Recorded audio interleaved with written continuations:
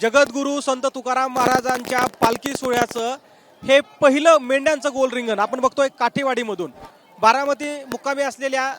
संत तुकाराम महाराजांच्या पालखी सोहळ्याने आज पवारांच्या काठेवाडीमध्ये दुपारचा विसावा केला आणि दुपारच्या विसाव्यालाच या ठिकाणी या मोठ्या पालखी सोहळ्यातलं पहिलं गोल रिंगण। आपल्याला माहिती आहे की आज नंतर म्हणजे उद्यापासून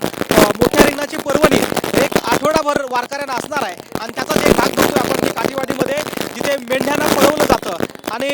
जसं आपण बघितलं की काठेवाडीमध्ये पोहोचल्यानंतर धोत्राच्या पायघड्या टाकण्याचा मान जसा परीट समाजाला होता, अगदी तसाच 12 बलुतेदारांना सोबत घेऊन चालणारा हा सगळा वैष्णवांचा मेळा आहे। तसाच प्रकारे अगदी बघतोय आपण की इथे धनगर समाजाला मेंढपाळ करणाऱ्या समाजासाठी हा मान आहे, जिथे त्यांच्या मेंढ्या या ठिकाणी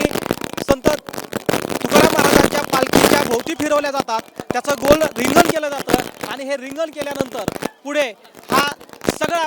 वैष्णवांचा मेळा पंढरपूरकडे कूच करतो। आपण बघतोय की धनगर समाजाचे लोक आहेत, त्यांनी अगदी सकाळपासून सजवलेल्या मेंढ्या म्हणजे त्यांना कलर दिलेला आहे,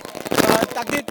जोरजोरात फिरवलं जातात आणि इथेच ज्ञानोबा तुकोबाचा जयघोष होतो आणि 2-3 त्यांचे रिंगण पूर्ण झाल्यानंतर हा रिंगण सोहळा होतो। खरं तर एक छोटं रिंगण आहे आणि हे रिंगण जे खेळ आहेत, खरं तर जे वारकऱ्यांसाठीचे रिंगण सोहळे त्याचं कारण असं आहे की आता रोज 15 ते 20 किलोमीटर अंतर कापून जाणाऱ्या वारकऱ्यांसाठी थोडीशी उसंत मिळावी, त्यांना थोडंसं खेळता यावं आणि म्हणून या रिंगण परंपरेला सुरुवात झाली आहे। आपण बघतोय की कशा प्रकारे या ठिकाणी धनगर समाजाकडून मेंढपाळ करणाऱ्या समाजाकडून इथे रिंगणाला सुरुवात झालेली आहे। पूर्वीच्या काळी एक असा समज होता की एकेवेळी